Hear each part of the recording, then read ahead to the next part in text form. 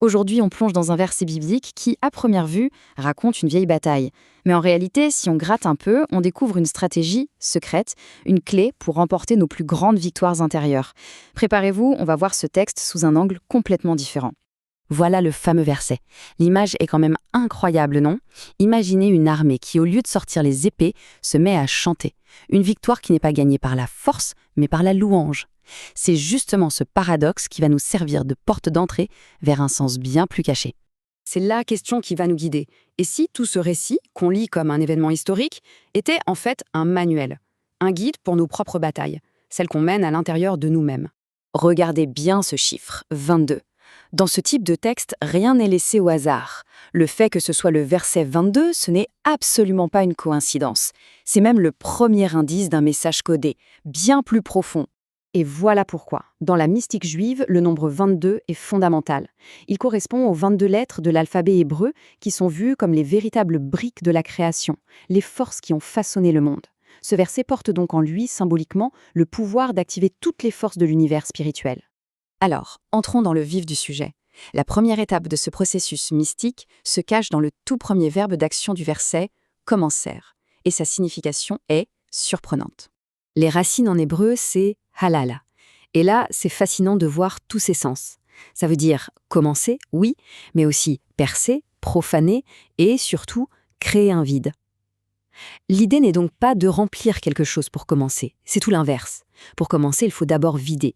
Et ça nous montre à quel point c'est un principe spirituel universel. Dans la mystique juive, on parle du halal panui, l'espace vacant, un concept qui fait immédiatement écho au shunyata, la vacuité dans le bouddhisme. L'idée est la même. Pour que le divin puisse agir, il faut d'abord lui faire de la place. Il faut percer notre ego pour créer cet espace. Bon, on a créé un vide. Maintenant, qu'est-ce qu'on fait? On va voir comment le mot suivant, chant, a un objectif bien précis, illuminer cet espace.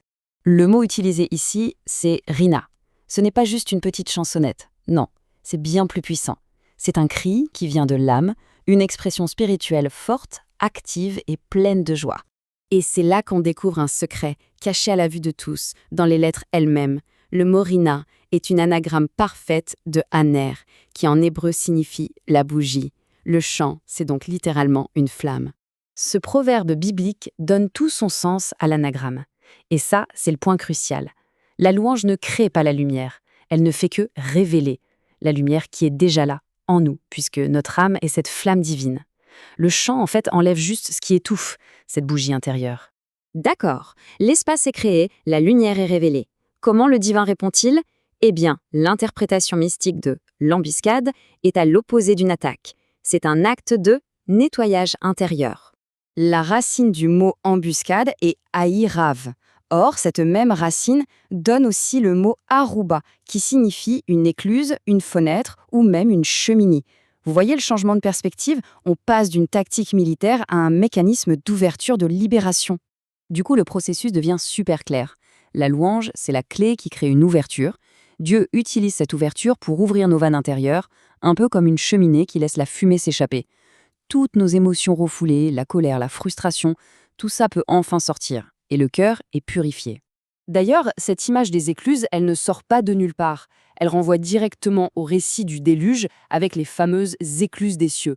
Sauf qu'ici, le concept est appliqué à notre monde intérieur. On a tous nos tempêtes personnelles, et la louange permet d'ouvrir les vannes pour retrouver le calme. Le mécanisme est maintenant bien en place. Mais contre qui est-il dirigé? Il est temps d'identifier ces fameux 3 ennemis du verset. Et vous allez voir, ce ne sont pas des armées, mais 3 grands obstacles spirituels que l'on connaît tous. Voici la carte d'identité de nos adversaires. Amon, qui vient d'un mot lié au folklorique, ce sont nos croyances limitantes, nos idées toutes faites qu'on a héritées. Moab, lié au mot désir, c'est cette soif insatiable de toujours vouloir plus. Et enfin, Arséir, la montagne de Séhir, c'est l'ego, l'orgueil, perché tout en haut de sa montagne. Allez, on rassemble maintenant toutes les pièces de ce puzzle incroyable pour révéler le secret final et surtout l'application pratique de tout ça. Voilà donc la grande leçon. Face à nos croyances limitantes, nos désirs incontrôlés et notre ego, la stratégie n'est pas la confrontation directe. C'est inutile. La clé, c'est de prendre un chemin de traverse. créer un vide par l'humilité, puis allumer notre lumière intérieure par la gratitude et la louange. En faisant ça, on laisse une force plus grande que nous agir, et nos obstacles intérieurs s'effondrent tout seuls. Tout ça nous laisse avec une question très personnelle. Chaque pensée bienveillante, chaque moment de gratitude est une occasion d'allumer cette flamme. La vraie question, c'est donc, quelle flamme intérieure allons-nous choisir d'allumer aujourd'hui ?